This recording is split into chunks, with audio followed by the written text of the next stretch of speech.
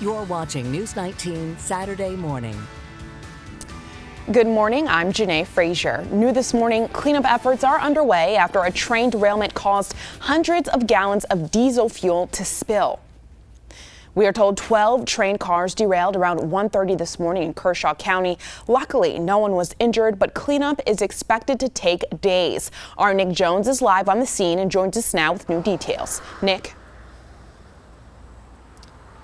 Morning, Janae. There was a derailment here in LUGOFF around 1 a.m. this morning off of Highway 601 and close to the intersection of Highway 1. Right now, I'm going to get Chandler to show you where the train is right now. There was 18 total trains in this cart, but 12 of them were derailed. They did say that some of the trains did hit one of the warehouses. It caused a little bit of damage, so they did evacuate that building earlier this morning, but they did say that the building was in stable condition and they allowed the workers to come back in. Right now we have CSX investigating the incident. The reason why this train did derail was because of a bulldozer that was on the tracks. They're not sure of why it was exactly on there to begin with, but they are investigating that currently. Now, luckily enough, there was no reports of any injuries. There wasn't any residential evacuations. Of course, they did say that there was some diesel that did leak out onto the way, but they're working on cleaning up that as well. And really the tough thing was for the emergency crews to get back there, because it's really in a tough spot. It's in the woods, and we did talk to the LUGOFF fire chief. Our fire baton just talked to us about how hard it was to even get back to that location. We did not have an exact location of the train. We deployed a team onto the tracks. It's very rough terrain back there. We utilized ATVs to be able to get to those to the train. It took us approximately 20 minutes with guys in proper protective equipment to be able to make sure that they got to these guys safely, knowing what we were dealing with. This railway is a commonly used one. Actually, Amtrak does use this railway. They had a train that was supposed to leave from the Camden station earlier, but they did have to take those people to another station. For now in LUGOFF, Nick Jones, News 19, WLTX. Thanks so much, Nick. Well, new this morning in Columbia, one man is recovering in the hospital this morning after being shot in downtown Columbia. According to Columbia Police, it happened in the 1400 block of Calhoun Street last night. The victim was taken to a hospital and is now out of surgery and is recovering. Police are continuing to investigate the incident. If you have any information about what happened, please call Crime Stoppers at 1-888-CRIME-SC. Highway officials continue to investigate an early morning crash that happened in Calhoun County. It happened on I-26 eastbound at mile marker 131. The driver drifted off the road and hit a parked car. They were then ejected from their car and they died on the scene. Highway Patrol is reporting that the driver was not wearing a seatbelt.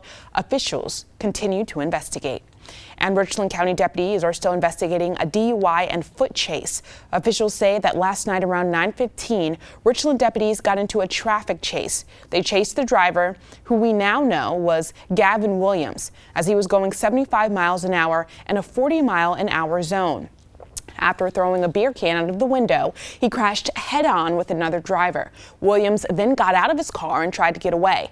According to deputies, Williams and the driver of the car collided, and then they were taken to the hospital. Williams is facing several charges, including DUI and resisting arrest. Now, the Midland's most accurate forecast with meteorologist Daniel Bonds.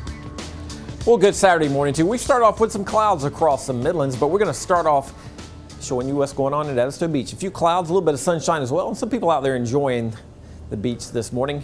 81 degrees right now at Edisto Beach. For us here in the Midlands, we started off at 76 degrees this morning in Columbia, so it's been a warm start to our weekend. We do expect high temperatures to climb up to around 90 degrees, and on average for this time of the year, that's pretty close to average. Our average high for August 5th is 92 degrees. Average low is 72 degrees. There's our records for today. 103, that was set back in 1953. And 57, that's our record low set in 1976. Sunset will be at 8:21 tonight, so another nice long day. But as we mentioned, we've got some clouds across the area. kind of impeding our temperatures a little bit. 79 degrees right now in Manning, 75 degrees in Orangeburg, 78 degrees in St. Matthews. Clouds have broken a little bit in the northern portions of the Midlands. It's 81 degrees in Winsboro, 82 degrees in Camden and Bishopville, 79 degrees in Newberry and Saluda. As we mentioned, we've got the clouds in place. A few areas had a little bit of light rain this morning. Our satellite radar composite over the last 6 hours confirms that. Those showers kind of moving across portions of the Midlands. Right now, as we mentioned, we've got some clouds. A little bit more sunshine up towards Fairfield, Newberry, and Saluda counties. Maybe a little bit of sunshine in western parts of Lexington County as well. So those clouds are kind of breaking up, and this is all kind of in association with a cold front that's kind of pushing through the area. But the anticipation is that cold front's going to kind of go through and then remain stationary. And as it does, we're going to see numerous chances for showers and thunderstorms over the next several days. We'll put our forecast in motion for you. Pick things up at 12:30. Still got the mostly cloudy skies. Not going to rule out a chance for a shower or thunderstorm during the afternoon and evening hours. Mostly cloudy skies tonight. Nicely shower possible. And then looking ahead towards Sunday and Sunday afternoon, we'll see slightly better chances for showers and thunderstorms during the afternoon hours. As we mentioned, as that front kind of hangs out with us over the next several days, even into Monday, we're still expecting mostly cloudy skies and a chance for some rain. High temperatures today generally in the upper 80s. We'll shoot for 90 degrees in Columbia, Manning 89 degrees, Sumter, St. Matthews 88 degrees, Newberry and Saluda. And then lows tonight with the clouds in place. We're only expecting lows generally to fall into the lower 70s. Pretty seasonable for this time of the year. 71 degrees Bishopville, Newberry 72 degrees, Camden, Winsboro 73 degrees in the capital city. This is what we're looking at for the next 7 days. As we mentioned, a pretty unsettled pattern for the next 7 days. There'll be at least an opportunity for a chance for a shower or thunderstorm each and every day. 88 degrees our high tomorrow, 90 degrees on Monday. Maybe slightly better chances for showers and storms Tuesday, even in Wednesday. Upper 80s for highs on Wednesday. Even as we go into Thursday and Friday, more opportunities for showers and storms. Upper 80s to near 90 degrees for highs. So it may not rain all day, every day, but at least over the next 7 days, there will be an opportunity for a shower or storm. Keep your umbrellas handy. Janae? Thanks so much, Daniel. For some continuing coverage this morning, we go to the town of Peak, about a 15-minute drive from the VC Summer Plant Project. SCANA and Santee Cooper just laid off 5,600 workers at the facility after deciding to stop construction on 2 nuclear units. News 19's Sonia Gutierrez spoke to a business that served the Peak community for 60 years about the impact the layoffs are having. That's only because you're in that one. Yeah. By the back door on a small wall. Well, that's my dad, and you met him, and then my nephew Neil, who's a pharmacist, and me. Is the only picture of all 3 generations that have had a hand in the success of Peak Pharmacy. We've been here 67 years. And man, have they been through a lot. Had 2 fires and rebuilt back from those, and we've seen a lot of changes in the surrounding areas. They were here for the building of the first nuclear reactor more than 30 years ago. But we've still survived. We found a way to hang on. So we wondered what's the biggest impact they've seen since the plant closed. When this project was started, we tried to support that by trying to find places for people to live, and other people trying to find places. There's not a lot of restaurants in town, so people were trying to support, not only to make a dollar, but they were trying to support the people that were working. They themselves opened this campground just a few miles down from the plant for all the workers coming from out of state. We invested a good bit in that, trying to meet the need for those people. They went from having 40 campers to... We're down to about half that right now. For a business that's been around for decades, it won't be that hard for them to bounce back. As it trickles down to the community, you find that it impacts everybody. For the businesses that opened or expanded to cater the plant, she has this insight. There are other industries coming in, and they'll have to learn to cater to other businesses in other places if that's what you want to do. As for their campground, so you just have to take it one day at a time. Sonia Gutierrez, News 19 WLTX. The pharmacy has noticed less car traffic and fewer people in their shop, but they say their loyal customers will help them get through this.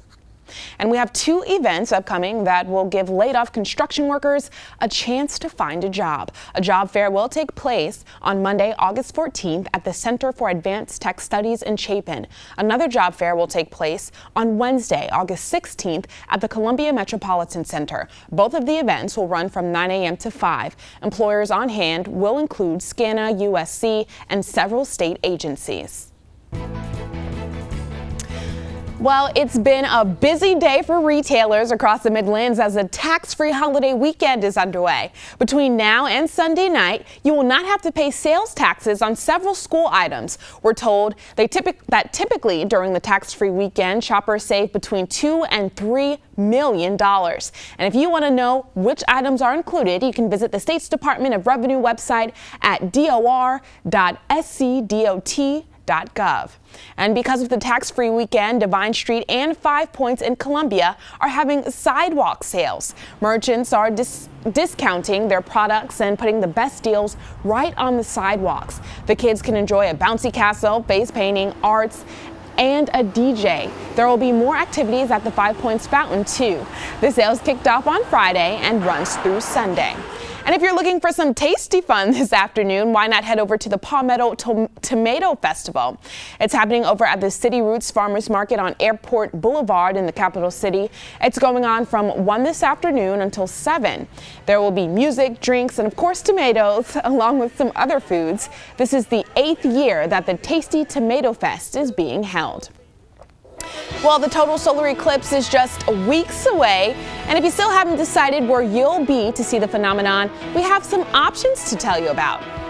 Plus, it was a huge week for sports in the Midlands this weekend, and if you missed anything, no worries. Coming up, we take a look at some action from the gridiron. But first, showers may be on our radar, and when we come back, meteorologist Daniel Bonds takes a look at what we can expect in the forecast this weekend.